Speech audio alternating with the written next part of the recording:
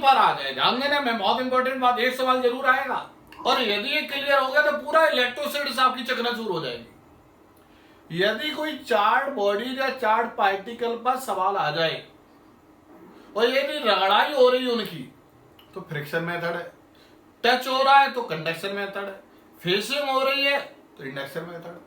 और in law को लगाने के लिए सवाल या तो conservation of charge of the system से सॉल्व हो जाएगा या क्वांटाइजेशन ऑफ चार्ज से सॉल्व हो जाएगा। क्लियर? ये आपको सवाल में लगाना ही पड़ेगा।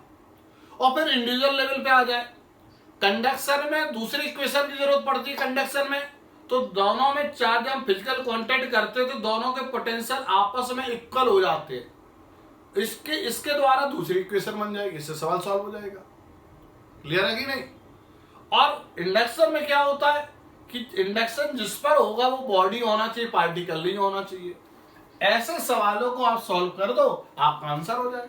यहां पर क्या किया कि भैया ये दो, इस पर चार्ज था क्यों, इस पर नेट चार्ज 0 था, हमने फिजिकल कांटेक्ट किया तो फिजिकल कांटेक्ट के बाद अब चार्ज क्या होगा, मतलब फिजिकल कांटेक्ट चार्ज वाले को कर रहे हैं, मतलब कंडक्शन लग रहा है, तो कंडक्शन लग रहा है मतलब सवाल किससे सॉल्व होगा, पोटेंशियल आपस में। पहले कंजर्वेशन ऑफ चार्ज तो इस पे Q1 और Q2, तो पहले नेट सिस्टम का नेट चार्ज कितना था Q, तो Q1 plus Q2 equal to Q हो जाएगा।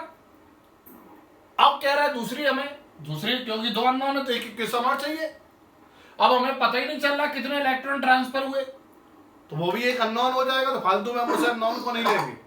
फिर अब इसके अंदर वाले में जाते हैं, पोटेंशियल आपस में इक्वल होने चाहिए, तो हमने उससे कंडीशन सॉल्व किया, Q1 और Q2 में रिलेशन आया और Q1 की वैल्यू जब हमने यहाँ पर पुट की तो Q2 आ गया QR dash upon R plus R dash, और Q2 की वैल्यू जब यहाँ पुट की तो आ गया QR upon R plus R dash. समझ आ गया?